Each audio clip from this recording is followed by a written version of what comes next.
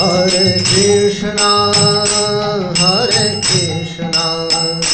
Krishna Krishna, Hare Hare, Hare Rama, Rama Rama, Hare Hare.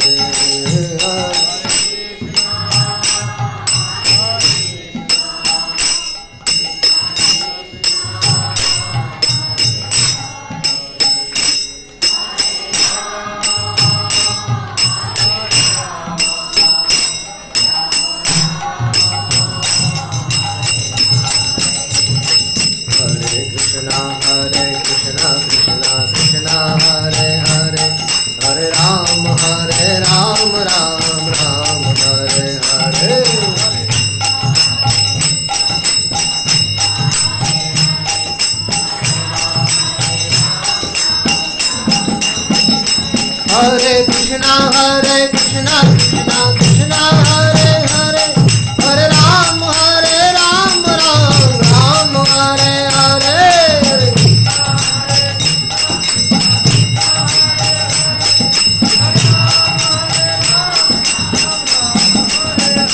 Hare Krishna, Krishna Krishna, Hare Hare, Hare Ram, Ram Ram, Hare Hare.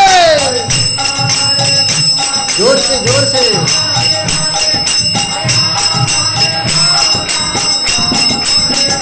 Hare Krishna, Krishna Krishna, Hare Hare, Hare Ram, Ram Ram, Hare Hare.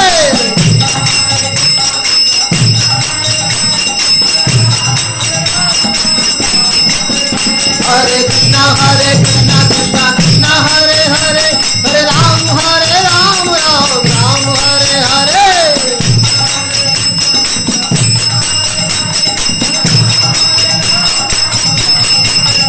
Jaya Krishna Balaram, Jaya Krishna Balaram, Jaya Krishna Balaram, Jaya Krishna Balaram.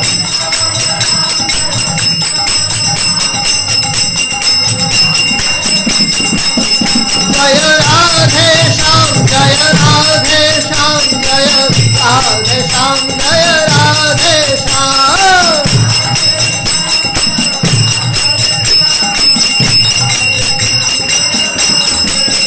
Jaya Vrindavan Dham, Jaya Vrindavan Dham, Jaya Vrindavan Dham, Jaya Vrindavan Dham.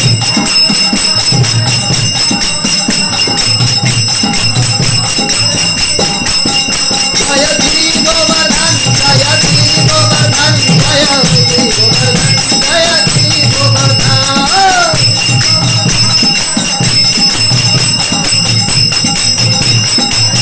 Jaya Nitai Gaurachandra, Jaya Nitai Gaurachandra, Jaya Nitai Gaurachandra, Jaya Nitai Gaurachandra.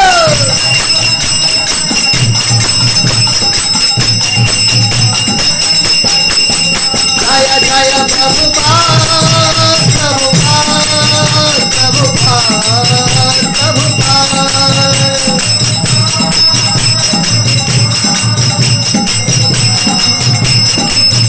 Jaya Jaya Gurudev, Gurudev, Gurudev, Gurudev.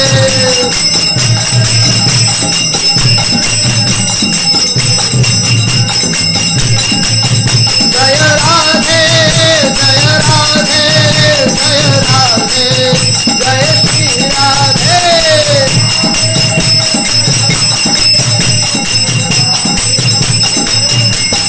जोर से Jaya Radhe, Jaya Radhe, Jaya Radhe, Jaya Shri Radhe.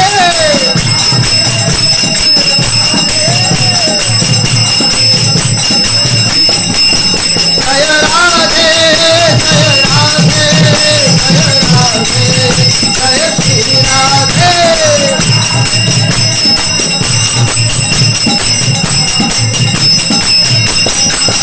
Jaya Radhe,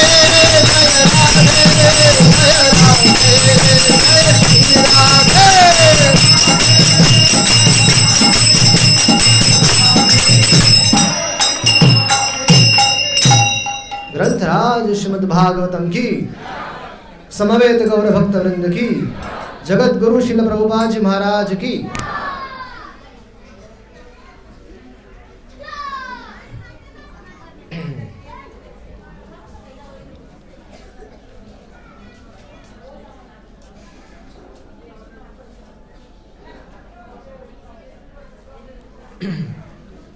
ओम नमो भगवते वासुदेवाय।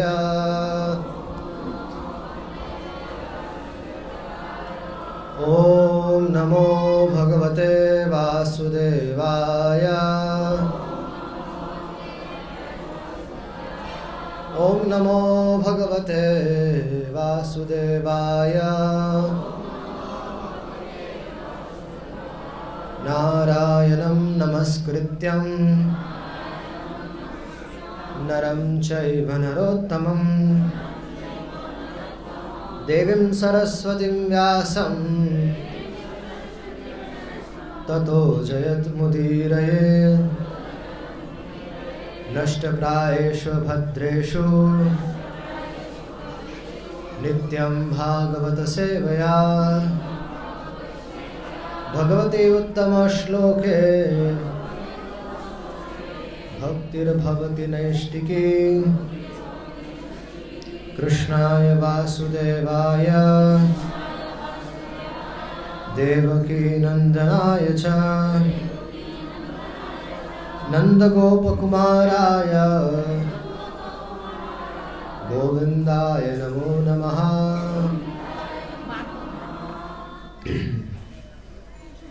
जन्मादियस्य यतन्वयादितरतश्चार्थेष्वभिज्ञस्वराट् तेन ब्रह्महृदयादिकवये मूयन्ति यत् सूरया। तेजो वारिमृदां यथा विनिमयो यत्र त्रिसर्गो मृषा धाम्ना स्वेन सदा निरस्तकुहकम् सत्यं परं धीमहि। धर्मा प्रोजित कैतवत्र परमो निर्मत्सराणां सतां वेद्यं वास्तवमत्र वस्तु शिवदं तापोत्रयन्मूलनम्। श्रीमद्भागवते महामुनि कृते किं वा परेरीश्वरः सद्यो हृदय अवृद्ध अत्र कृतिभिः शुश्रूषुभिस्तकषणात्। निगमकल्पतरोर्गलितं फलं शुकमुखाद अमृतद्रव्यसंयुतं पिबत भागवतं रसमालयं मुहुरवो रसिका भुवि भावुका। ॐ अज्ञानतिमिरान्धस्य ज्ञानाञ्जनशलाकया चक्षुरुन्मीलितं येन तस्मै श्रीगुरुवे नमः। मुखं करोति वाचालं पङ्गुं लङ्घयते गिरिं यत्कृपातमहं वन्दे श्रीगुरुं दिनतारिणं परमानन्दमाधवं। नमो विष्णुपादाय कृष्णपृष्ठाय भूतले श्रीमते भक्तिवेदान्त स्वामिनिति नामिने। नमस्ते सरस्वती देवे गौरवाणी प्रचारिणे निर्विशेष शून्यवादी पाश्चात्य देशतारिणे। हे कृष्ण करुणा सिंधु दीनबंधु जगतपते गोपेश गोपिका कांत श्री राधा कांत नमस्तुते। तप्त कांचन गौरांगी राधे वृंदावनेश्वरी वृषभानुसुते देवी प्रणमामि हरे प्रिये। नीलाचल निवासाय नित्याय परमात्मने बलभद्र सुभद्राय श्रीजगन्नाथाय ते नमः। नित्यानन्दमहं नौमि सर्वानन्दकरं परं हरिनामाप्रदं देवम् अवधूताशिरोमणिम्। आनन्दलीलामय विग्रहाय हेमाम्ब दिव्यछविसुन्दराय तस्मै महाप्रेमरसाप्रदाय चैतन्य चंद्राय नमो नमस्ते। जय श्री कृष्ण चैतन्य प्रभु नित्यानंद श्री अद्वैत गदाधर श्रीवासादि गौर भक्त वृंद। हरे कृष्णा कृष्णा कृष्णा हरे हरे, हरे राम राम राम हरे हरे। हरे कृष्णा कृष्णा कृष्णा हरे हरे, हरे राम राम राम हरे हरे। हरे कृष्णा कृष्णा कृष्णा हरे हरे, हरे राम राम राम हरे हरे।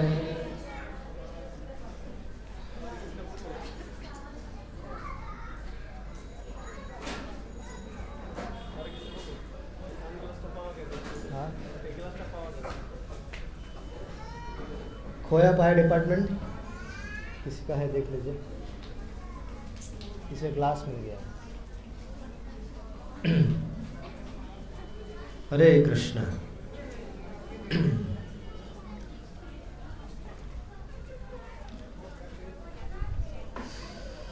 तो चलिए कुरुक्षेत्र चलते हैं। कुरुक्षेत्र में पांडवों के साथ जाकर अपने मन को वहाँ बिठाइए। थोड़ा आवाज, थोड़ा सब फूल माला बनाने वाले माताओं को विनती है कि हरे कृष्णा, फूल माला हाथ से बनती है ना।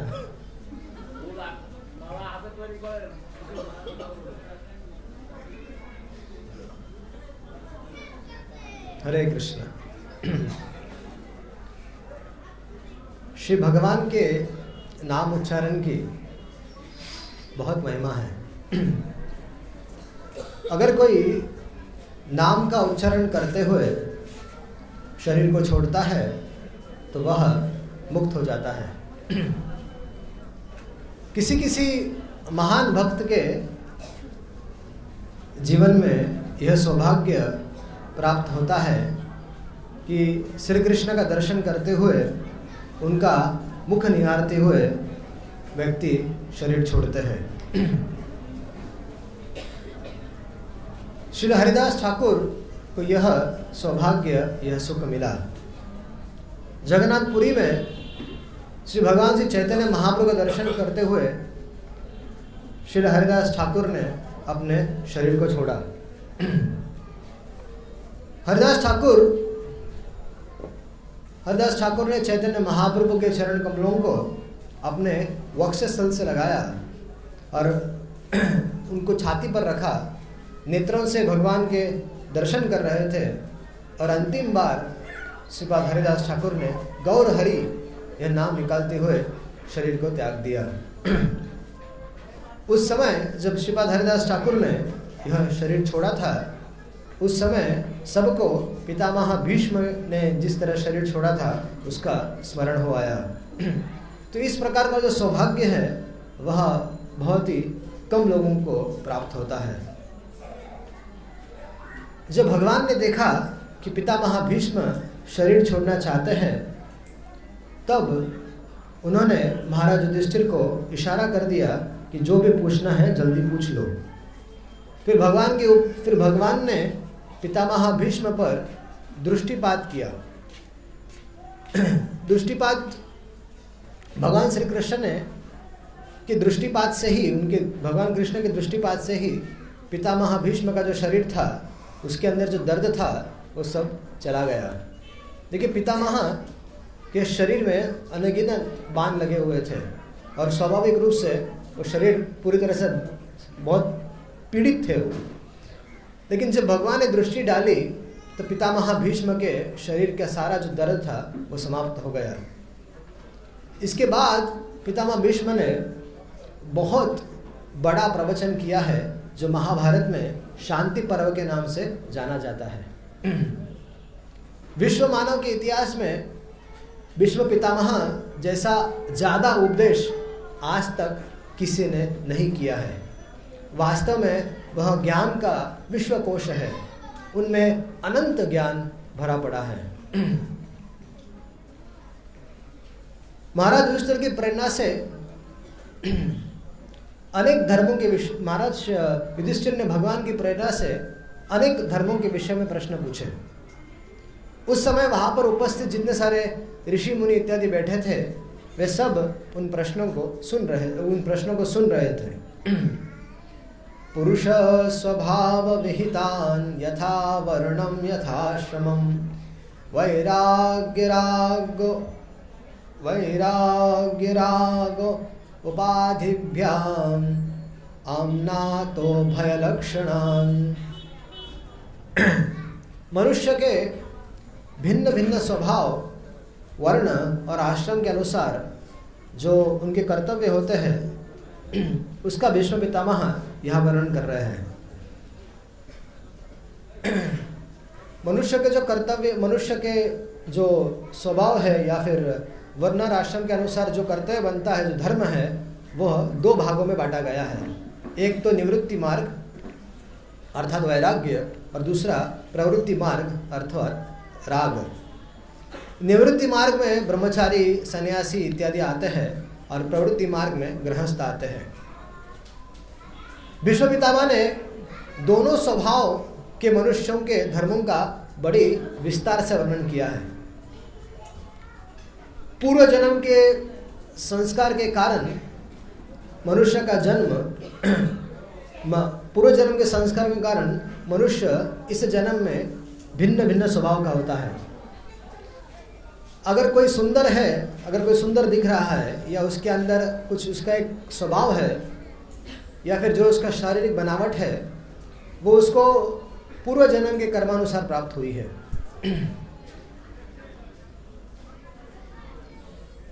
और हर एक व्यक्ति का ज्ञान और स्वभाव का स्तर भिन्न भिन्न होता है, इसलिए इन धर्मों को दो भागों में बांटा गया है। एक तो निवृत्ति मार्ग, दूसरा प्रवृत्ति मार्ग। अभी ब्राह्मण जो वर्ण है, ब्राह्मण, क्षत्रिय, वैश्य, शूद्र, तो ब्राह्मण, क्षत्रिय, वैश्य, शूद्र के अपने अपने कुछ धर्म है, अपने अपने कुछ कर्तव्य है, तो उसको हम थोड़ी सी दृष्टिपात करेंगे। वैसे तो इतना समय नहीं है, लेकिन फिर भी थोड़ा थोड़ा हल्का हल्का टच करके चलेंगे। तो ब्राह्मण के कर्तव्य क्या है? ब्राह्मण मतलब क्या?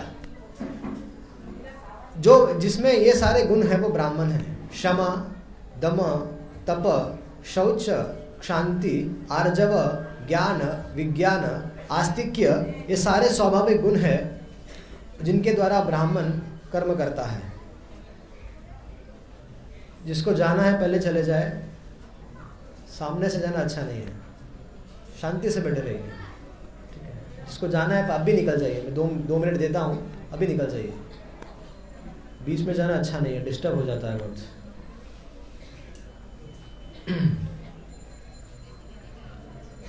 दम का अर्थ है बाह्य इंद्रिय, जैसे कि आँख, हाथ, पैर आदि का निग्रह रखना। स्वधर्म के पालन में यदि इंद्रियों को कष्ट होता है तो ब्राह्मण को वह कष्ट उठाना चाहिए। प्रातः काल में ठंडे पानी से नहाना पड़ता है, जल्दी जल्दी उठना, सुबह जल्दी उठना अपने आप में बहुत बड़ी तपस्या है। विशेष करके ठंडी के दिनों में बिस्तर में सोना बहुत अच्छा लगता है, लेकिन उठना एक तपस्या है। तो यह इंद्रियों का तप है। सोने में आनंद आता है, लेकिन कम सोना यह भी एक प्रकार का तप है। सोना एक्चुअली जीवन की जो अवधि है उसको बेकार में खर्च करना होता है। जो सोता है, ज़्यादा सोता है, वो अपने जीवन की अवधि को खर्च करता है। तपस्या का अर्थ यही नहीं, जब तपस्या करना, इसका अर्थ ये नहीं होता कि चारों बाजू से आग लगा लो और उसमें बैठ जाओ बीच में, और ऊपर से सूरज की गर्मी है, बाजू से आग चल रही है, तो इसको तपस्या नहीं बोलते, ठीक है। तप का अर्थ है भूख की ज्वाला को सहन करना, इंद्रियों के वेग को रोकना, वाणी में दूसरे को गाली देने की इच्छा है तो उसको गाली नहीं देना, चुपचाप रहना, ये तप है। और बदले में भगवान का नाम बोलना, दूसरों का हित करना, दूसरों का हमेशा हित के बारे में चिंतन करना, ये तपस्या है। इसे वाणी का तप कहते हैं। मन का तप है दूसरों का हित करना, भगवान के विषय में चिंतन करना। शरीर का तप है भगवान और गुरुजनों को प्रणाम करना। शरीर झुकना नहीं चाहता है, अकड़ रहती है, अरे क्या झुकना है सबके सामने, बार बार वैष्णव लोग दंडवत डालते रहते हैं भगवान को, वैष्णव को, क्या ये, तो शरीर झुकना नहीं चाहता है। फिर भी इस अदम देह को झुकाना चाहिए भगवान के सामने, वैष्णवों के सामने, बारंबार बारंबार बारंबार झुकते रहेगा, तब जीवन में कुछ पवित्रता आएगी। फिर क्षत्रिय, क्षत्रियों के क्या धर्म है? वीरता, शक्ति, संकल्प, दक्षता, युद्ध में धैर्य, उदारता तथा नेतृत्व, ये क्षत्रियों के स्वाभाविक गुण हैं। क्षत्रियों में वीरता होनी चाहिए। आजकल के क्षत्रिय कैसे होते हैं?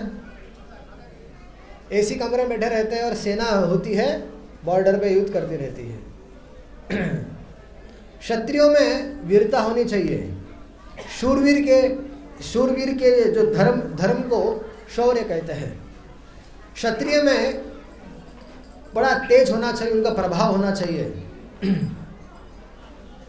क्षत्रिय में धैर्य भी होना चाहिए। किसी भी कठिन से कठिन परिस्थिति में वो अगर वो धैर्य खो देता है तो वो स्थिति निकाल नहीं पाएगा। लेकिन एक क्षत्रिय को आवश्यक है कि कठिन से कठिन स्थिति में भी वो अपना धैर्य बना के रखे। उसको दक्ष भी होना चाहिए। प्रजा का पालन करना और उनका शासन करने में व्यक्ति को दक्ष होना चाहिए। दक्ष अर्थात उसमें विविध प्रकार के उसको टेक्निक आनी चाहिए, किस तरह की समस्या में अगर कुछ बड़ी समस्या आ गई तो उसको निवारण कैसे करें। कभी युद्ध का अवसर भी आया तो क्षत्रियों का स्वभाव है कि वह आगे रहता है। जो युद्ध होता है तो सब लोग, जो नेता लोग रहते हैं वो पीछे रहते हैं, लेकिन पूर्व के राजा जो क्षत्रिय थे वो सबसे आगे रहते थे। इसका मतलब आजकल के राजा क्षत्रिय नहीं है।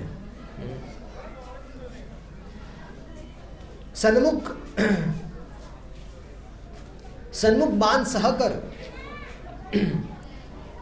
मर जाता है लेकिन पीठ नहीं दिखाता। पहले के राजागण कैसे होते थे? युद्ध में जाते थे लेकिन मर जाएंगे लेकिन लौट कर नहीं आएंगे, ऐसा होता था। श्रील प्रभुपाद जी कहते हैं कि राजा और शासक को युद्ध में सबसे आगे होना चाहिए। युद्ध एक अनिवार्य बुराई है। युद्ध बुरा है लेकिन युद्ध को रोका नहीं जा सकता। क्षत्रियों को अहिंसक नहीं होना चाहिए। क्षत्रिय मतलब हर हर महादेव। इतिहास इस बात का साक्षी है कि शांति बिना शक्ति से नहीं मिलती है। महाभारत युद्ध में कितने सारे लोग मर गए, लेकिन युधिष्ठिर महाराज का जब महाभारत युद्ध के बाद जब सारे अधार्मिक लोग मर गए, युधिष्ठिर महाराज राजा बने, उसके बाद सब जगह शांति छा गई। उसके पहले कोई शांति नहीं थी, बहुत उत्पात चल रहा था, और भीख मांगने से शांति नहीं मिलती है। शास्त्र कहता है कि वर्ण विभाजन के जो नियम है उनको मानने से शांति होती है, लेकिन आजकल वर्णाश्रम के जो नियम है उसको माना नहीं जाता। सब अपनी मनगढ़ंत करते रहते हैं, इसलिए जो समाज में शांति नहीं है। मनुष्य जाति सुखी नहीं है। क्षत्रियों को उचित देश में, काल में और पात्र को दान भी करना चाहिए, लेकिन दान कभी लेना नहीं चाहिए। उसके बाद आते हैं वैश्य। अभी भगवान वैश्यों के 3 काम देते हैं: कृषि, गोरक्षा और वाणिज्य। कृषि, वैश्य का काम है कृषि करना। जैसे उनका जिम्मेदारी होती है कि अन्न की प्रचुर व्यवस्था होनी चाहिए, संसार में सभी को खाने को मिले, ये व्यवस्था करने का काम वैश्यों का है। दूसरा उनका काम है गोरक्षा, अर्थात गौओं की रक्षा करना, गौओं का संवर्धन करना। जब तक मानव समाज में दूध प्रचुर मात्रा में उत्पन्न नहीं किया जाएगा तब तक मनुष्य का मानसिक विकास नहीं हो सकता। हमें दूध चाहिए लेकिन हमें गाय नहीं चाहिए, ये दुर्भाग्य है। सब लोगों को अपने अपने बच्चों को दूध पिलाना है, लेकिन लोगों को गाय नहीं चाहिए, फिर दूध कहाँ से आएगा? सिंथेटिक दूध पीना है, उससे तो कैंसर हो जाएगा। इसलिए गाय की रक्षा बहुत अनिवार्य है। तो वैश्यों का कर्तव्य है कि गाय की रक्षा करना। दूध, दही, घी, अन्न सबको चाहिए। तो ये जिम्मेदारी वैश्यों की है कि वो उपलब्ध कराए। इसके लिए गौ माता की संरक्षण करना बहुत अनिवार्य है। और तीसरा काम है कि किसी वस्तु व्यापार करना, किसी वस्तु को एक जगह से खरीद कर उसको पैकिंग करके दूसरी जगह भेजना, तो उससे नफ़ा होता है, उससे प्रॉफिट होता है, तो उससे परिवार का पालन होता है। इसको वाणिज्य कहते हैं। चौथा है शूद्र। शूद्र का धर्म है इन तीन वर्ण अर्थात ब्राह्मण, क्षत्रिय और वैश्य की सेवा करना। आज के युग में इसको नौकरी कहते हैं। शूद्र का यह सच अधिकार है कि वह तीनों वर्णों की सेवा करे और जिससे वह इस लोक में और परलोक में भी सुखी रहे। प्रभुपाद जी कहते हैं कि जितने भी वृत्ति कार्य है या शारीरिक मेहनत के काम है, ये शूद्रों को देने चाहिए। जो पढ़ाने वाला शिक्षक आदि का काम है वो ब्राह्मणों का काम है। लेकिन यदि ब्राह्मण तंबाकू खाता है, व्यभिचार करता है या शराब पीता है, तो ऐसे लोगों को शिक्षक नहीं मानना चाहिए। अगर वह योग्य नहीं है तो बच्चों को शिक्षा क्या देगा? शिक्षक मतलब अपने आचरण से भी शिक्षा देने वाला होना चाहिए। अगर वो योग्य नहीं है तो बच्चों को शिक्षा क्या देगा? इसलिए प्रभुपाद जी कहते हैं कि वर्ण धर्म की स्थापना हो, क्योंकि इसके बिना मानव जाति सुखी नहीं हो सकती। महाभारत ने विश्व पितामह ने इन सब विषयों पर बहुत विशद प्रवचन किया है। फिर युधिष्ठिर महाराज के प्रश्न पूछने पर पितामह भीष्म दान धर्मान, राजधर्मान, मोक्ष धर्मान विभागशः स्त्री धर्मान, भगवत धर्मान समासव्यासग योगता। फिर दान धर्म पर चर्चा करते हैं, राजधर्म पर चर्चा करते हैं, मोक्ष धर्म इत्यादि पर चर्चा करते हैं। दान, विश्व पितामह ने दान धर्म को के बारे में वर्णन करते हुए कहा है, अर्थात दान किस देश में, किस काल में, किस पात्र को देना चाहिए, इसका विस्तार से वर्णन किया है। राजधर्मान अर्थात राजा का क्या कर्तव्य है, इस पर भी पितामह भीष्म ने बहुत अच्छे से प्रवचन किया है। राजा को किस तरह से अपने प्रजा का पालन करना चाहिए। उसको जब मंत्रियों की नियुक्ति करनी है तो मंत्रियों की नियुक्ति की परीक्षा कैसे लेनी है मंत्रियों की, वो बताया गया है। अगर उसको अपना बॉडीगार्ड भी रखना है राजा को, तो वो कि कैसे रखना है, कैसे उसका उनको टेस्ट करना चाहिए। ऐसा नहीं किसी कोई मंत्री बना लिया, ऐसा नहीं होता है। इसलिए तो देश का ये हाल होता है। फिर अगर हमें राजाओं का कर्तव्य रहता है कि वो अपने मंत्रीगणों को बहुत चुन कर ले, छाट कर लेना चाहिए, उनकी परीक्षा लेनी चाहिए कि मंत्री ईमानदार है कि नहीं है। अगर मंत्री ईमानदार नहीं है तो एक दिन सरकार गिरा देगा वो, क्योंकि वो तो पाखंड करेगा, पैसे करेगा, पैसे लेगा, वो चोरी करेगा और बेचारी सरकार गिरेगी मुख्यमंत्री की, जो सबसे मेन है, उसकी सरकार गिर जाएगी। तो सेना में कैसे, सेना जो सेनापति है उसकी नियुक्ति कैसे करनी है, इसका भी पीछे भी तत्व ज्ञान है। ठीक है, ये सब शास्त्र में लिखा है। अर्थशास्त्र में यदि पढ़ेंगे तो इसमें ये सब डिटेल में वर्णन है। लेकिन पितामह भीष्म ने भी शांति पर्व में ऐसा वर्णन अच्छे से किया हुआ है। लड़ाई कब करनी चाहिए और कब नहीं करनी चाहिए, ऐसा नहीं कि कुछ भी हो गया तो तलवार लेके निकल पड़े, नहीं, उसके पीछे भी नीति होती है। सबसे पहले अलग अलग तरीके से युद्ध को रोकने का प्रयास करना चाहिए, और तब नहीं रुकता है तब जाके राजा को अंतिम विकल्प होता है कि युद्ध करे। तो ये सारी चीज़ें हमारे शास्त्रों में दी गई है। इन सब विषयों पर विश्व पितामह ने बहुत अच्छा प्रवचन किया है। यदि जो मैनेजर लोग हैं, मैनेजमेंट में सेवा करते हैं, उन लोगों को शांति पर्व निश्चित रूप से पढ़ना चाहिए, क्योंकि उसमें शासन कैसे करना है, राज्य कैसे करना है, वो सब उसमें अच्छे से वर्णन किया गया है। मोक्ष धर्मान अर्थात मोक्ष धर्म, संसार बंधन या जन्म मृत्यु से मुक्त कैसे होंगे, इस पर भी प्रवचन किया है। पितामह भीष्म ने अलग अलग ढंग से वर्णन किया है। एक विषय पर जब प्रवचन करते थे तो उसको पूरा करते थे।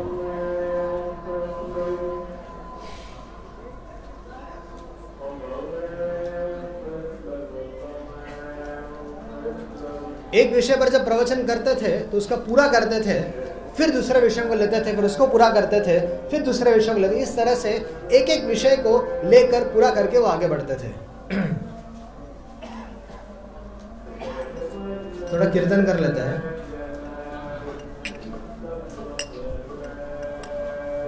हरे कृष्णा कृष्णा कृष्णा हरे हरे, हरे राम राम राम हरे हरे।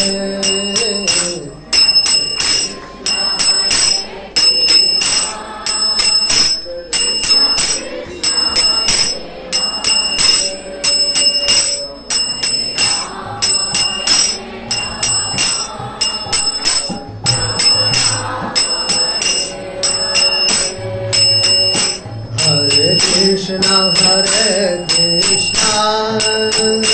कृष्णा कृष्णा हरे हरे, हरे राम राम राम हरे हरे।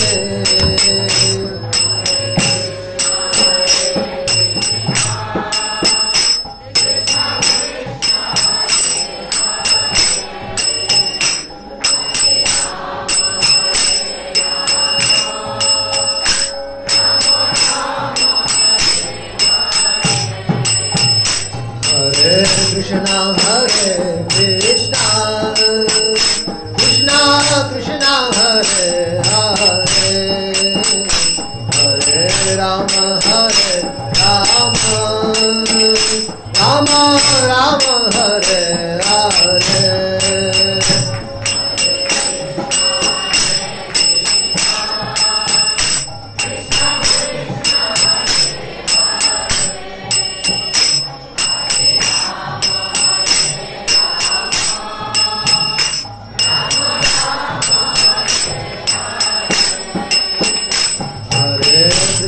हरे कृष्णा कृष्णा कृष्णा हरे हरे, हरे राम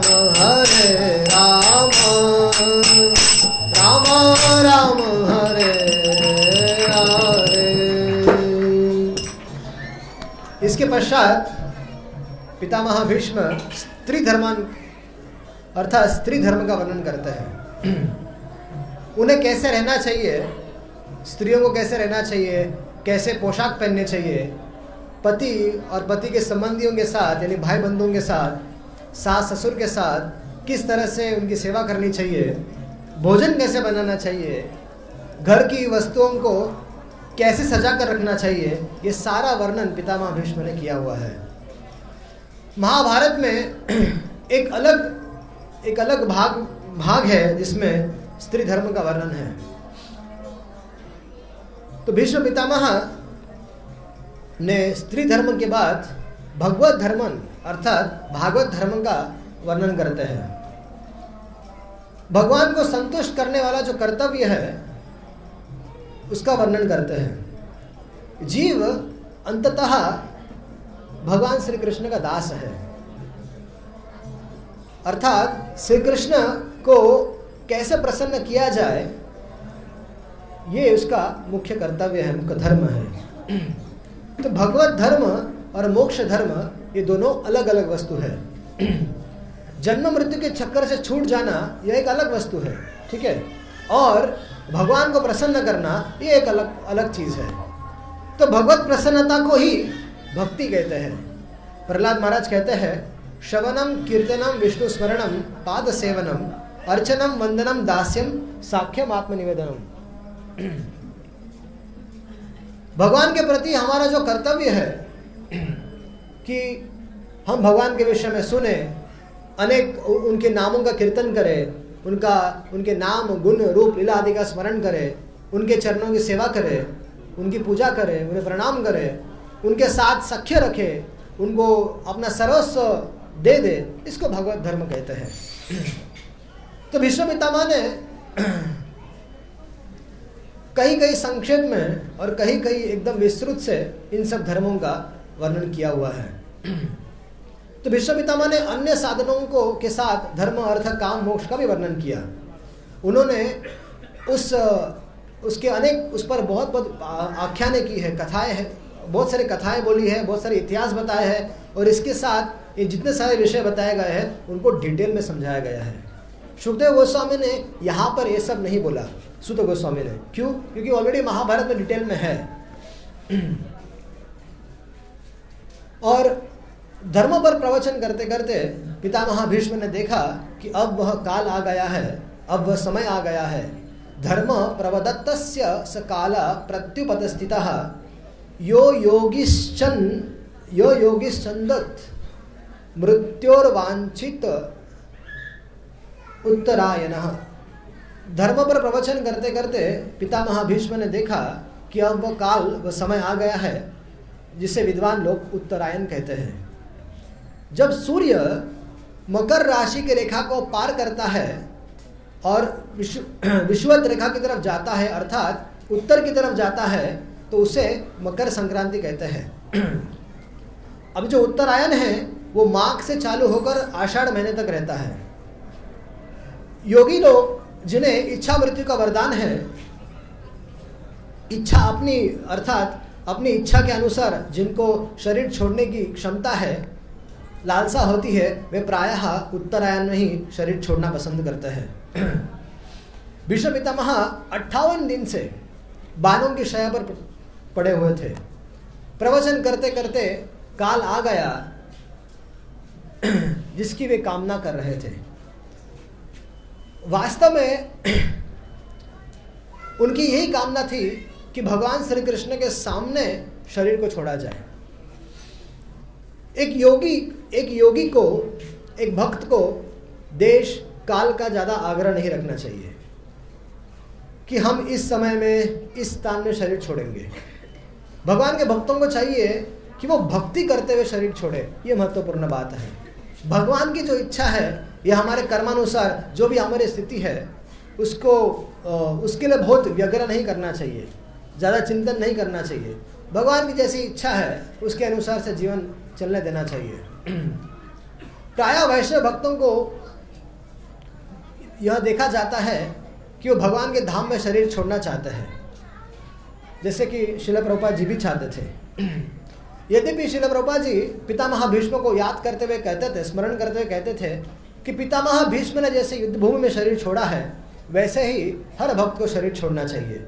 और मुझे, प्रभुपाद जी कहते थे, मुझे भी ऐसे ही युद्ध भूमि में, अर्थात प्रचार की भूमि में उनको शरीर छोड़ने की इच्छा थी। लेकिन उनकी एक आंतरिक इच्छा भी थी कि वो वृंदावन में शरीर छोड़े। और अंतिम जीवन में श्रील प्रभुपाद जी का शरीर इतना कमज़ोर हो गया था कि गाड़ी में चलने लायक भी नहीं था। फिर भी आग्रह करते थे कि मुझे गोवर्धन परिक्रमा करनी है। तो भक्त लोग उनको समझाते थे कि नहीं जाना चाहिए। तो भक्त लोग एक बार इंग्लैंड भी उनको लेकर गए थे, और वहाँ जाने के बाद उनकी तबीयत और ख़राब हो गई। तो उन्होंने व्यक्त किया कि नहीं, मुझे यहाँ पर शरीर नहीं छोड़ना है, मुझे वृंदावन ले चलिए, मुझे वृंदावन में अपने शरीर को छोड़ना है। तो श्रील प्रभुपाद जी श्री कृष्ण के अनन्य भक्त थे। श्री कृष्ण ने उनको वृंदावन में आकर शरीर छोड़ने की अनुमति दी। कार्तिक के महीने में अपने धाम में श्री कृष्ण ने यह अवसर उनको प्रदान किया। पितामह भीष्म भी चाहते थे कि कुरुक्षेत्र की भूमि में उनका शरीर छूटे। अभी कुरुक्षेत्र जैसा धर्म क्षेत्र, देखिए कुरुक्षेत्र एक धर्म क्षेत्र है, वो भी पावन भूमि है, वो भी तीर्थ क्षेत्र है, भगवान के संबंध में है। तो कुरुक्षेत्र जैसा धर्म क्षेत्र, उत्तरायण जैसा पवित्र काल और श्री कृष्ण की उपस्थिति साक्षात सामने, अब इससे अच्छा देश, इससे अच्छा काल और इससे अच्छी स्थिति क्या हो सकती है एक भक्त के जीवन में। तो धर्म पर प्रवचन, श्री कृष्ण का दर्शन और स्मरण करते हुए पितामह बड़े उत्साह के साथ अपना शरीर त्यागना चाहते थे। पितामह भीष्म ने अपनी सारी जो बिखरी हुई वाणी है उसको चारों ओर से समेट लिया। समेटने का अर्थ है कि पितामह भीष्म अब चुप हो गए और वहाँ पर एकदम सब शांत हो गए। पितामह भीष्म ने अन्य बातों का जो अन्य धर्मों का वर्णन कर रहे थे उसका वर्णन करना अब बंद कर दिया। पितामह भीष्म सहस्रणी थे। सहस्रणी का अर्थ है जो हजारों महारथियों को, देखिए एक रथी होता है, एक रथी होता है, अतिरथी होता है, महारथी होता है, फिर अतिरथी होता है। तो भीष्म पितामह ऐसे थे, सहस्रणी थे, जो हजारों महारथियों को एक साथ युद्ध करने की क्षमता उनमें थी। ये क्षमता शायद ही किसी में होगी। भगवान ये ऐसा कार्य कर सकते हैं, लेकिन कोई जीव में ऐसी शक्ति कि एक साथ हजारों महारथियों के साथ युद्ध करे, ये सबके बस की बात नहीं होती। और वे कौरव पक्ष के सेनापति थे, बड़ी भारी सेना को अपने अधीन कर रखे थे, इसलिए उनको सहस्रणी कहते थे।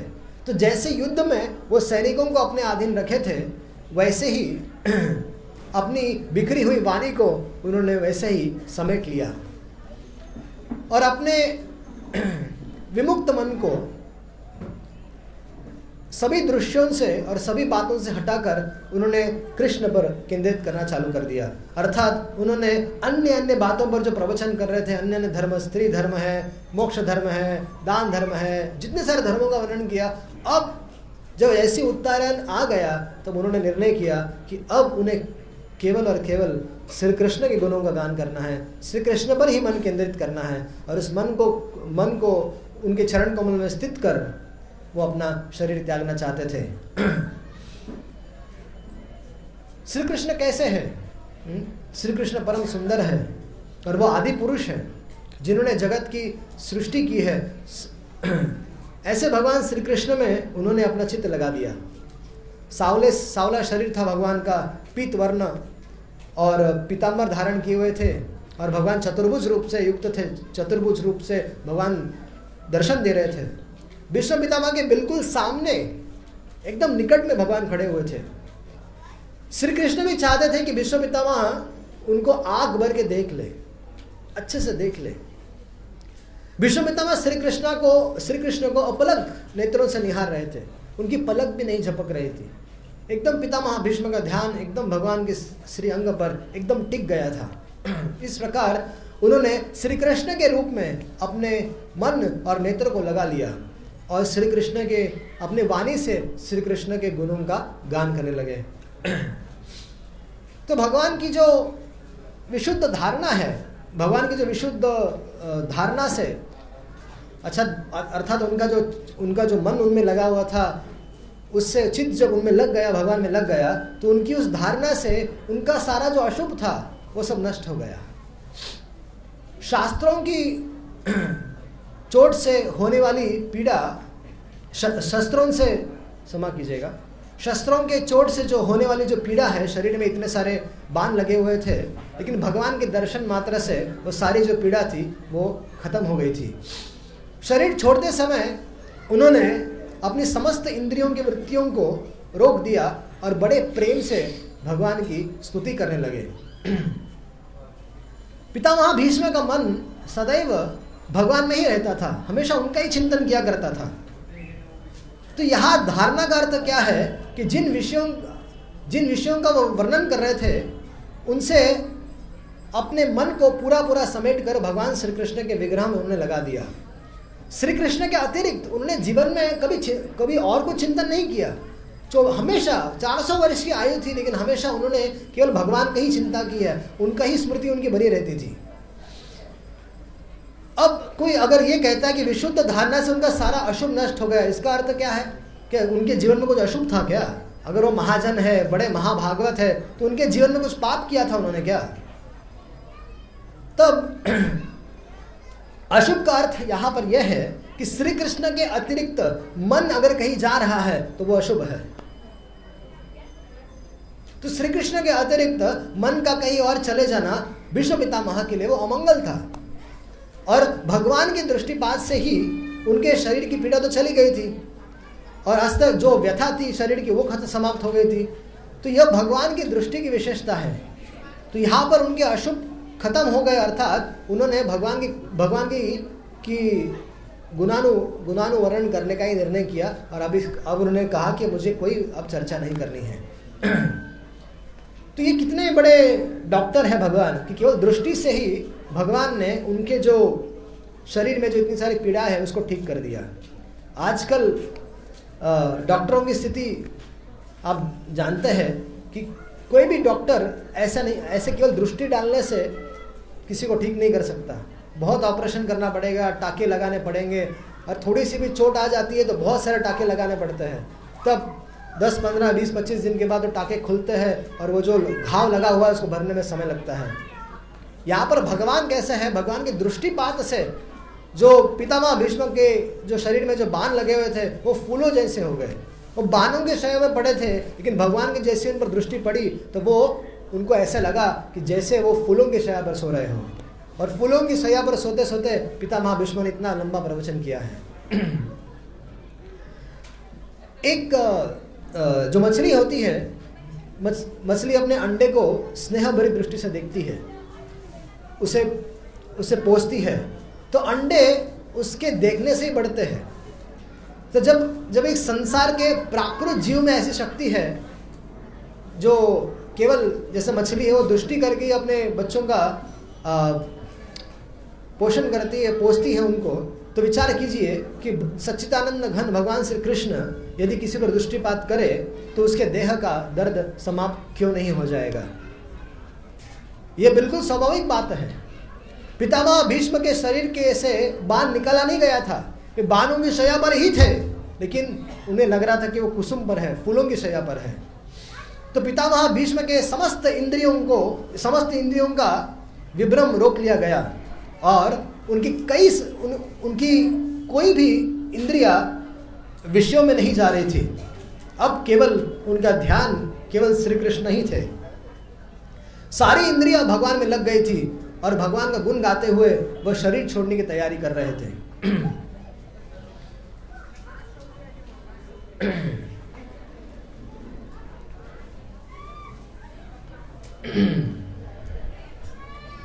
तो पितामह भीष्म, तो जब कोई भगवान में विशुद्ध धारणा से भगवान के स्वरूप का ध्यान करता है और उसका मन सुख का अनुभव, तब जब हम मंदिर में आते हैं, भगवान के दर्शन करते हैं, भगवान को निहारते हैं, तो एक अद्भुत सुख का अनुभव होता है। लेकिन वो दर्शन ध्यान से करने चाहिए। ऐसा नहीं कि आए, प्रणाम किए, उठ के देखा तक नहीं भगवान को चले गए। प्रणाम करने के बाद थोड़ा देर रुकना चाहिए, थोड़ा भगवान को दर्शन करने चाहिए। नख से लेके धीरे धीरे भगवान के नाखून से, चरण कमलों से लेके धीरे धीरे उनके जांघों में, धीरे धीरे उनके कमर में, फिर उनके वक्षस्थल में, फिर भगवान के मुख में, और फिर भगवान के मुख के ऊपर जो मोर मुकुट है उस पर ध्यान देना चाहिए। तो ऐसा करते हुए व्यक्ति को भगवान के दर्शन करने चाहिए। तो भीष्म पितामह कोई अन्य मानसिक धारणाएं कल्पना नहीं कर रहे थे। भगवान उनके सामने साक्षात खड़े थे और वे भगवान को मुस्कुराते हुए उनके दर्शन कर रहे थे। क्या क्या दर्शन कर रहे थे? भगवान का मुख देख रहे थे, भगवान का अलग, भगवान का कुंडल देख रहे थे, भगवान ने पीताम्बर धारण किया वो देख रहे थे। तो जब हम भी भगवान के मंदिर में जाते हैं तो ऐसे ही दर्शन करने चाहिए। हमें ये भी धारणा चाहिए कि जब हम भगवान के दर्शन करने यहाँ पे आते हैं तो भगवान भी हमारे दर्शन करते हैं। तो कृपामय भगवान भी हम जीवों को देखते हैं। ब्रज में एक प्रसिद्ध संत थे जो अंधे थे, लेकिन रोज बांके बिहारी जी के दर्शन करने के लिए जाते थे। रोज काफी वर्षों तक उन्होंने ऐसा ही किया और अंधे थे लेकिन जाके दर्शन करते थे। तब एक बार कुछ नवयुगों ने उनको पूछ लिया कि अरे प्रभु जी, आप तो अंधे हैं, आपको दिखाई नहीं देता है, लेकिन आप रोज दर्शन करने क्यों जाते हैं? तब उन्होंने कहा, भाई मैं अंधा हूं लेकिन बांके बिहारी तो अंधे नहीं है ना, तो मैं इसलिए जाता हूं कि रोज हाजिरी देता हूं कि आपका दास हाजिरी दे गया। तो भगवान का दर्शन करके अपने मन के भावों को उनके चरणों में अर्पित करना चाहिए। जब भी मंदिर आना है, रोज आना है, तो रोज आकर थोड़ा सा जब आ ही गए मंदिर तो थोड़ा सा अच्छे चित्त से, शांत चित्त से भगवान के दर्शन करने चाहिए और उनके चरणों में कुछ अर्पित करना चाहिए, अपने मनोभाव को अर्पित करना चाहिए। भगवान स्नेह भरी दृष्टि से देखते हैं और मंदिर में जो आने वाले लोग होते हैं और किसी भगवान की दृष्टि पड़ने से उन व्यक्तियों के रोग, दुख, दरिद्रता सब समाप्त हो जाती है। व्यक्ति के जीवन में अगर आपके पदार्थ में दरिद्रता है, अगर आपके जीवन में रोग है, अगर आपके जीवन में बहुत सारे दुख है, तो आइए रोज भगवान के चरण में प्रणाम कीजिए और धीरे धीरे करके भगवान सारे ताप प्रताप सब नष्ट कर देंगे। ये भगवान के दर्शन की महिमा है। तो देह छोड़ते समय पितामह भीष्म श्री कृष्ण में अपना मन लगाए, अपनी आँखों को स्थिर किए और अपनी वाणी से उनका गुणगान किए। मानव जाति के इतिहास में विश्व पितामह का यह प्रवचन अत्यंत महत्वपूर्ण है। भगवान के विषय में एक महान महान महान व्यक्ति के ये सारे उद्गार हैं। विश्व पितामह अपनी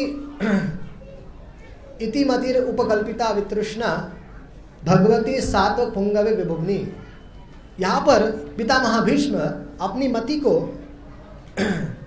मति उपकल्पिता अर्थात विश्व पितामह कह रहे हैं कि मैं अपनी मति को भगवान को समर्पित करता हूँ। भगवान श्री कृष्ण यदुवंश शिरोमणि हैं, उनमें विश्व पितामह अपनी मति को अर्पित कर रहे हैं। संस्कृत में उपकल्पिता का अर्थ है उपकल्पिता का अर्थ विवाह भी होता है। श्रील विश्वनाथ चंद्र ठाकुर लिखते हैं कि विश्व पितामह कहते हैं कि मैं अपनी कन्या अर्थात बुद्धि रूपी कन्या अर्थात अपने वो बुद्धि को कन्या बता रहे हैं विश्वनाथ चंद्र ठाकुर। मैं अपनी कन्या अर्थात बुद्धि का विवाह यदुवंश शिरोमणि यदुवंश भूषण श्री कृष्ण से करने जा रहा हूँ। तो हम लोग भी जब यहाँ पर आते हैं तो हमें भी अपनी बुद्धि को भगवान में लगाना चाहिए। जब कोई कन्या किसी के प्रति समर्पित हो जाती है तो उसी के साथ रहती है, उसी की सेवा करती है। भाव यह है कि अपनी बुद्धि को समर्पित करना चाहिए और बिल्कुल निष्काम भाव से सेवा करनी चाहिए। हृदय में कोई काम, जब भगवान की सेवा करनी है तो मन में कोई कामना नहीं होना चाहिए। सुबह हमने चर्चा किया था कि प्रहलाद महाराज कहते हैं कि अगर हम कामना के साथ भगवान की भक्ति करते हैं तो वो वैसे ही है जैसे एक व्यापारी बिजनेस करता है, तो वैसी भक्ति नहीं करनी चाहिए। भाव यह है कि मैं अपनी बुद्धि को समर्पित कर रहा हूँ जो कि निष्काम है। तो यहाँ पर पितामह भीष्म अपनी निष्काम बुद्धि को अर्थात उनके हृदय में कोई स्वसुख की कामना नहीं है, इसलिए वो अपनी बुद्धि को अर्पित कर रहे हैं। वैसे ही हमें भी जब हम यहाँ पर आते हैं तो निष्काम भाव से भगवान की भक्ति करनी चाहिए जीवन में, निष्काम भाव से भगवान के दर्शन करने चाहिए। कामना यही होनी चाहिए कि भगवान आपके शुद्ध प्रेमी भक्तों की संगति हमेशा प्राप्त हो, आपका निष्काम हेतु की अकिंचन प्रेम भक्तों की संगति प्राप्त हो, आपका प्रेम हमेशा प्राप्त हो। तो ऐसे परम शुद्ध बुद्धि को मैं आपको अर्पित करता हूँ। तो विश्व पितामह भगवान श्री कृष्ण की विशेषता बताते हुए कहते हैं कि भगवान कैसे विभु है, अर्थात उनसे बढ़कर कोई नहीं है। किसी भी विषय में भगवान के समान संसार में कोई नहीं है, फिर उनसे अधिक कैसे हो सकता है? भगवान के समान संसार में कोई नहीं है, उनसे अधिक होना तो दूर की बात है। तो ये हमें धारणा पूरी तरह से होनी चाहिए कि श्री भगवान हमेशा अपने स्वरूप शक्ति में रहते हैं, उनकी चित्त वृत्ति कभी बाहर नहीं जाती। श्री भगवान हमेशा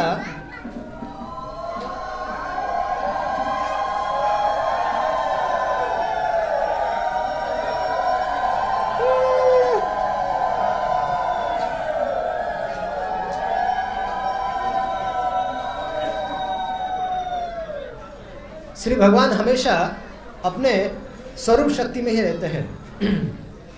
भगवान हमेशा आनंद में रहते हैं।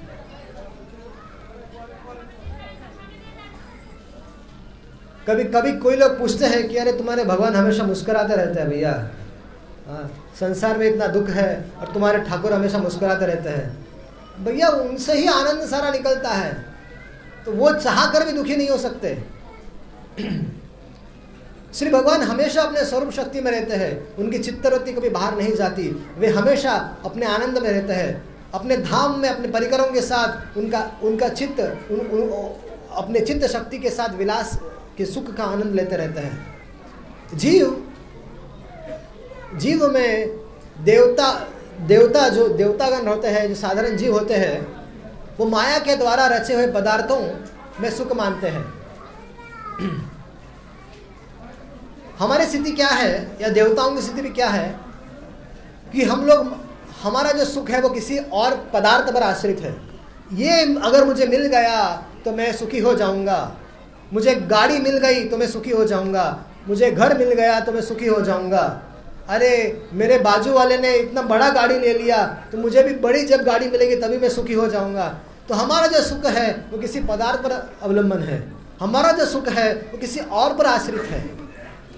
देह को मैं मानकर प्रकृति के द्वारा दिए हुए वस्तुओं को सुख मान लेते हैं हम लोग, उन्हीं को भोगना चाहते हैं। जीव को हमेशा कोई बाह्य वस्तु चाहिए होती है। श्री कृष्ण को इसकी कोई जरूरत नहीं होती। वे बाहर से आनंद नहीं पाते, बल्कि उन्हीं से आनंद निकलता है। जैसे सूर्य को दीपक की जरूरत नहीं होती, सारी गर्मी जो उष्मा सूर्य से निकलती है, उसी तरह से संसार में, स्वर्ग में जितने सारे जहाँ पर भी जो आनंद है, छोटा मोटा जो भी आनंद है, जो सुख का अनुभव है, कोई मनुष्य देवता करता है, वह सब श्री कृष्ण से निकलता है। तो भगवान श्री कृष्ण सच्चिदानंद घन है। यदि कोई भगवान के भक्त श्री विग्रह, लीला, नाम, प्रसाद या किसी भी भगवत संबंधित चीज के संपर्क में आता है तो उसको आनंद की अनुभूति होती है। इसलिए हमेशा नित्य निरंतर भगवान के संपर्क में आना चाहिए। इसलिए घरों में अर्चा विग्रह होना बहुत अनिवार्य है।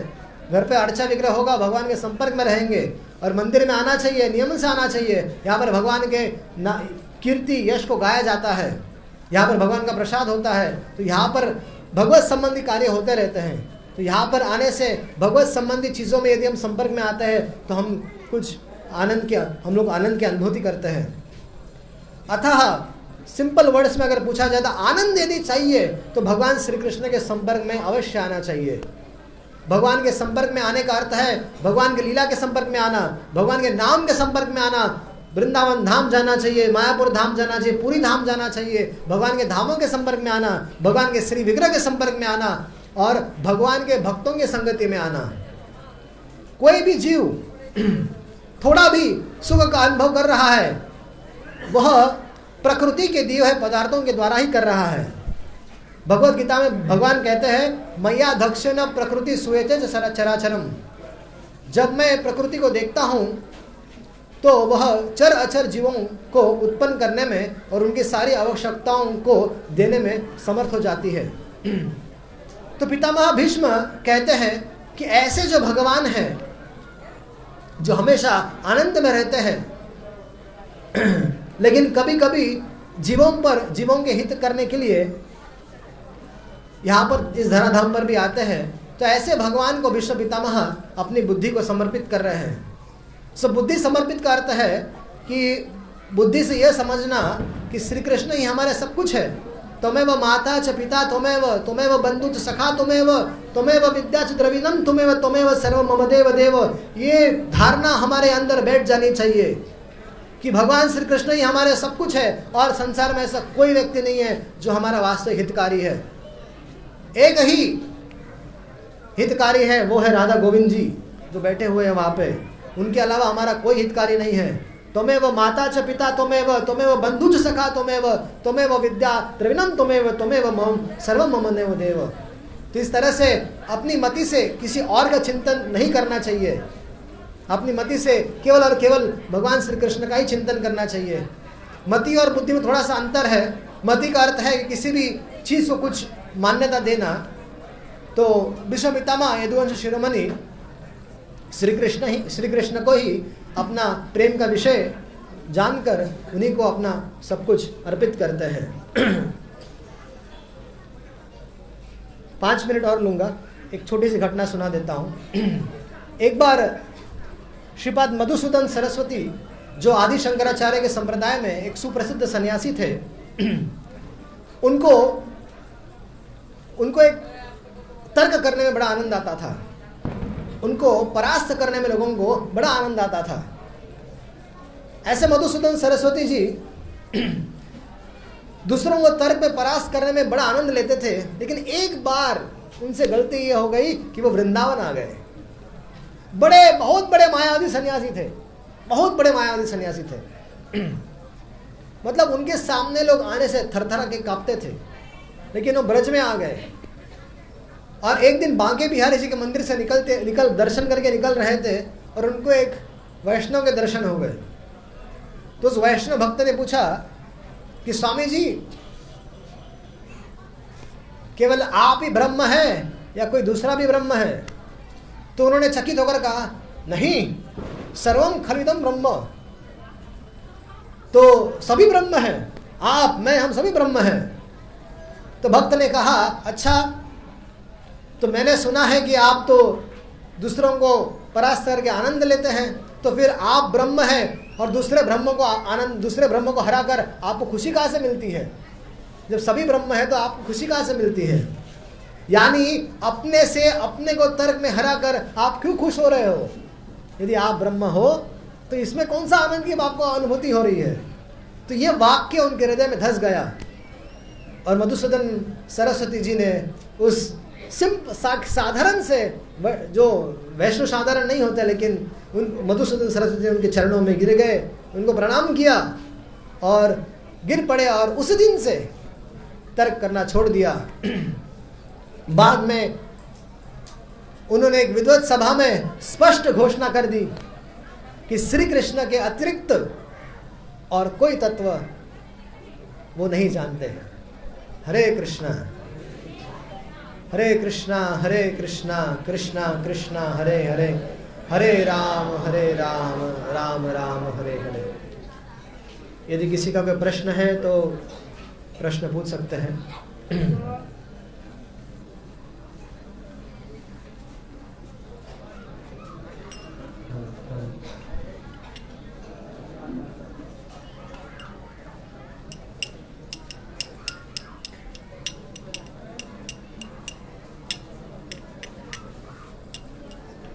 हरे कृष्ण प्रभु আপনার চরণে প্রণাম।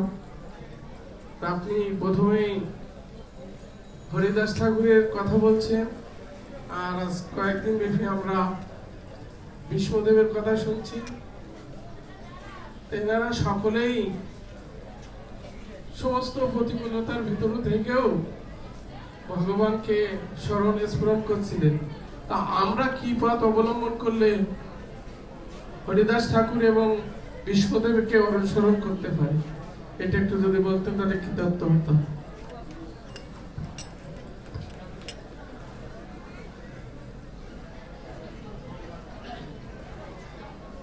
हरे कृष्ण, बहुत प्रणाम। वो जी बोला है जे कुछ दिन इधर भीष्म कथा चलता रहे और हरिदास ठाकुर की बात हुआ आज, तो उनका जो प्रार्थना है भगवान के पास, तो कैसा हमारा वो प्रार्थना आ जाएगी, कैसा प्रार्थना करना है और वो कैसे आ जाएगी हमारा पास? क्लियर? इंग्लिश? वो प्रार्थना जो हरिदास ठाकुर ने किया है, वो भाव हमारे अंदर कैसे आएगा? कैसे आएगी? अच्छा। और भीष्मदेव का जो आरती है, प्रार्थना है, वो कैसे हमारा अच्छा आ जाएगी? अर्थात भीष्म पितामह का जो भाव है वो हमारे अंदर कैसे आएगा? तो हरिदास ठाकुर और पितामह भीष्म का जो भाव है हमारे अंदर कैसे आएगा? तो उनके जीवन चरित्र को सुनने से, बारंबार उनके जीवन चरित्र को सुनेंगे तो स्वाभाविक रूप से उनका जो भाव है हमारे अंदर भी आ जाएगा। यद्यपि ऐसा हम लोग बोल सकते हैं कि हमारे सामने ना चैतन्य महाप्रभु है, ना पितामह हरिदास ठाकुर जैसे हमारे सामने ना महाप्रभु है, ना पितामह भीष्म जैसे भगवान खड़े हैं, तो हम तो कहाँ फंस गए? ऐसी धारणा हो सकती है, लेकिन श्रीमद् भागवत बड़ा कृपालु है। उदाहरण है कि मान लीजिए पूतना जैसी जो राक्षसी है, पूतना भगवान के संपर्क में आई, भगवान के श्री विग्रह के संपर्क में आई और पूतना का उद्धार हो गया, पूतना को धात्री गति मिली, है ना। तो हम लोगों को वैसी गति कैसे मिल सकती है? तो पूतना उद्धार इस कथा को श्रवण करने से हम लोगों को भी वो धात्री गति प्राप्त हो सकती है। तो वैसे ही यदि हरिदास ठाकुर और पितामह भीष्म या कई सारे आचार्यगण हमारे भागवत में हैं, तो यदि हम उनके जीवन चरित्र को सुनेंगे, चिंतन करेंगे, मनन करेंगे, तो उनके जैसा जो भाव है वो हमारे अंदर भी आ जाएगा और हम लोग भी धीरे धीरे करते उनके जैसे हो सकते हैं। उनका अनुसरण करते हुए उनके जैसे बनने का प्रयास करना चाहिए और स्वाभाविक रूप से हमारी भी स्थिति ऐसी हो जाएगी। यदि हम हृदय में भगवान से प्रार्थना करेंगे, कामना करेंगे, तो वो शुभ अवसर हमारे जीवन में भी आ सकता है। और कोई प्रश्न है? प्रश्न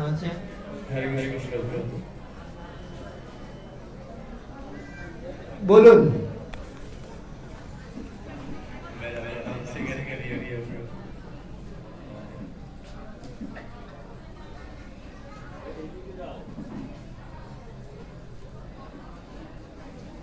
मेरा प्रश्न है प्रभु, भीष्मदेव भगवान का शुद्ध भक्त जी। अच्छा महाजन, तो ये भक्त उत्तरायण और दक्षिणायन के लिए टेंशन क्यों कर रहा? क्या क्या? भीष्मदेव पितामह उत्तरायण का अपेक्षा पॉइंट क्यों किसी से मतलब क्यों कर रहा? दक्षिणायन उत्तरायण के लिए टेंशन क्यों कर रहा? टेंशन क्यों ले रहे थे? हाँ, वो टेंशन ही ले रहे थे। उनका शरीर तो, उनके हृदय में बस कामना ये थी कि भगवान सामने हो और भगवान को निहारते हुए, उनके गुणों को गाते हुए वे शरीर छोड़े। लेकिन वो जो योजना ऐसी थी, संयोग ऐसा था कि जिस समय शरीर छोड़ने वाले थे वो उत्तरायण उस समय प्रारंभ हो चुका था उस समय। और इसलिए हमारे आचार्यगण ये कहते हैं कि जो योगी जन होते हैं, जिनको इच्छा मृत्यु का वरदान होता है, वे लोग भी ऐसी मृत्यु चाहते हैं। ठीक है, तो भीष्म पितामह की कोई आकांक्षा थी नहीं कि ऐसे तो कितने सारे उत्तरायण उन्होंने देख लिए। ठीक है, उनके पास तो इच्छा मृत्यु का वरदान था, वो चाहे तो और 100-200 साल और जी सकते थे। लेकिन उनकी इच्छा, मनोभिष्ट ये था कि भगवान आए, भगवान को निहारे, भगवान के सन्निधि में भगवान का चिंतन करते, भगवान का स्मरण करते, भगवान की कीर्ति को गाते हुए वो अपना शरीर छोड़ना चाहते थे। वो उनका फोकस था। वो हमारे आचार्यगण लिख देते हैं कि योगी लोग भी ऐसी इच्छा करते हैं, उत्तरायण की इच्छा करते हैं। तो वो उत्तरायण समय आ गया। तो वो एक कथा करने की शैली होती है जिसमें बताया जाता है कि जो योगियों को भी जो प्रिय है वैसा उत्तरायण समय अब आ गया। तो यहाँ पर ये बात नहीं कही जाती है कि भीष्म पितामह उत्तरायण का इंतजार कर रहे थे। नहीं, वो तो किसी भी समय शरीर छोड़ देंगे, उनको परफेक्शन मिलेगा ही मिलेगा। लेकिन वो कथा करने की शैली होती है। लेकिन ये भी जानना चाहिए कि भक्त लोग हमेशा शुभ मुहूर्त में शरीर छोड़ते हैं, तो उसमें क्या प्रॉब्लम है? वैसे भक्त लोग कभी भी शरीर छोड़े तो वो शुभ ही है। लेकिन यहाँ पर उत्तरायण भी है, भगवान भी साक्षात, सब सहयोग बनकर आ गया भीष्म पितामह जी के लिए। तो मान लीजिए कोई भक्त शरीर छोड़ रहा है और अच्छा मुहूर्त भी उसी दिन है, जन्माष्टमी है, राधाष्टमी है, तो भक्त का सौभाग्य है तो वो उस दिन शरीर छोड़ने वाला है। तो ये संयोग है, तो भगवान की व्यवस्था होती है। तो हर एक व्यक्ति के लिए भगवान कुछ व्यवस्था करते हैं।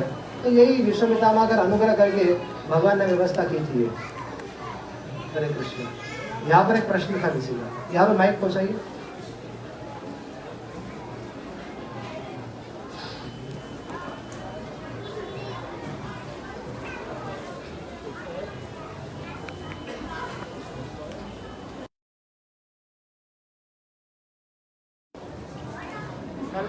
কোশ্চেন এখানে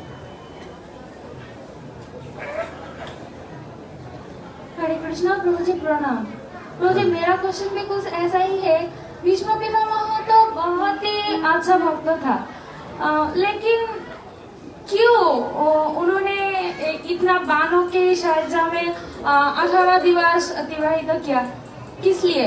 वो चाहते तो वो बहुत ही जल्द मुक्त भी पा सकते थे, और क्यों इतना बाण नहीं निकाला गया था? मुझे कुछ समझ में नहीं आया क्यों 18 दिवस ऐसे ही रहा। 58 दिन 58 ओ दिन सॉरी 58 दिन 58 days।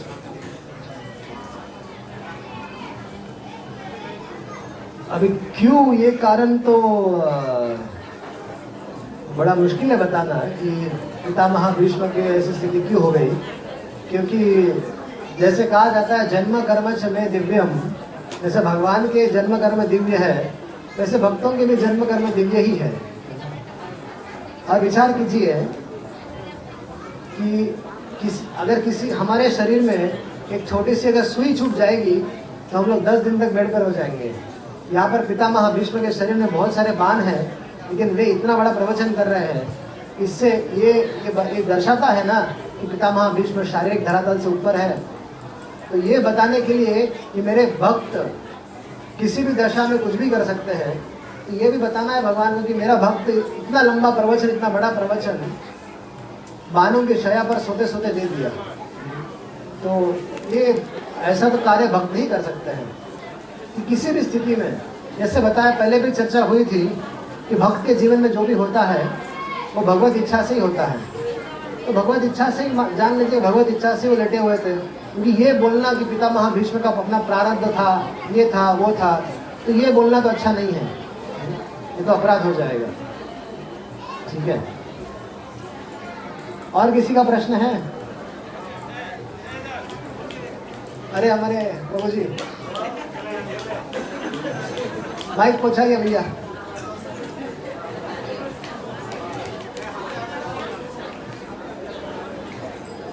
पास कर दीजिए, माइक पास कर दो।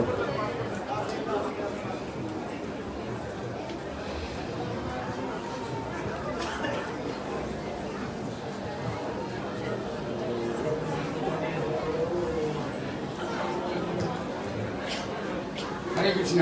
हरे कृष्ण। प्रभु जी मेरे सवाल है ये, जो 16 नाम 32 अक्षर है नहीं, हाँ 16 नाम 32 अक्षर जो हम लोग नाम बोल रहा है, हरे कृष्ण बोल रहा है, हाँ। आपको कंसों ने सारे जीवन सोने बहने खाने जहाँ पर जाता है कृष्ण कृष्ण बोल रहा है, लेकिन और आपको ये रत्नाकर दस्यु ने था तो रत्नाकर दस्यु उन्होंने राम राम बोल के उन्हें मुनि हो गया। और हम लोग जो है कैसे उद्धार हो सकता है आपको बता। हरे कृष्ण। प्रश्न क्या है वही नहीं समझा। कोई दोहरा देंगे तो अच्छा हो जाएगा। किसी को होता है वो दोहरा देंगे वो। हरे कृष्ण। उसका बोला रत्नाकर दस्यु है ना, रत्नाकर दस्यु राम नाम बोलता है ना, रत्नाकर दस्यु मालूम है? हाँ रत्नाकर ना, भक्त रत्नाकर। आदमी राम नाम बोलो है तो उद्धार होता है जी। मेरा ऐसा आदमी जितना आदमी इधर है जी, वो आदमी कैसा उद्धार आएगा? जैसा रत्नाकर का उद्धार वैसे करना है, नाम नाम जपना है। ऐसा बात है ना, वो बोला आप ही प्रश्न दे रहे हैं, आप उत्तर दे रहे हो। खाईते शुईते यथा तथा नाम लय, देश काल नियम नहीं सर्व सिद्धि होए। नाम जप कीजिए। और हमारा एक छोटा बात है, आप पूछिए। हरे कृष्ण प्रभु जी, मैं भक्त हुआ कैसा मालूम है? थोड़ा बताओ। हाँ हमारा एक छोटा बात है, मैं भक्त हुआ मैं कैसा मालूम है? समझा नहीं। मैं भक्त हुआ आई एम भक्त कैसा मालूम है? आप भक्त हैं ऐसा कैसा पता चलेगा? कैसा मालूम है? अगर आपकी तरफ से बात करनी है, हम लोग की तरफ से बात करनी है, बताइए। आपकी धारणा होगी, आपकी धारणा है तो आपको भक्त नहीं मानना चाहिए, बोलना चाहिए मैं तो प्रयास कर रहा हूँ। अगर हम लोगों की धारणा से बात करें तो हम सब आपको भक्त मानने चाहिए, ठीक है।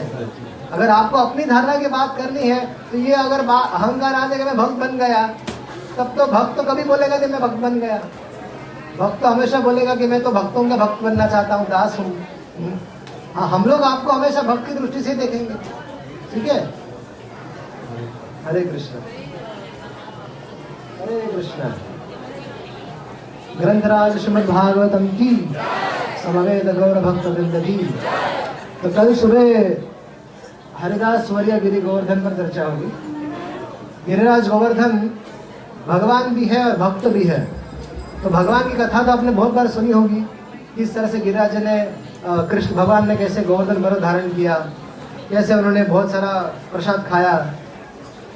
कल जो चर्चा करने वाले हैं वो गिरिराज जी कैसे हरिदास है, हरिदास भगवान के भक्त कैसे है गिरिराज जी, उसकी चर्चा होगी।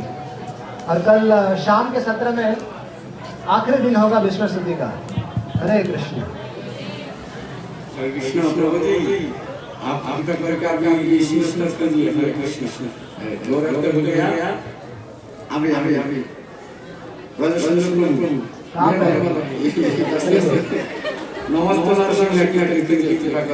कीर्तन करे।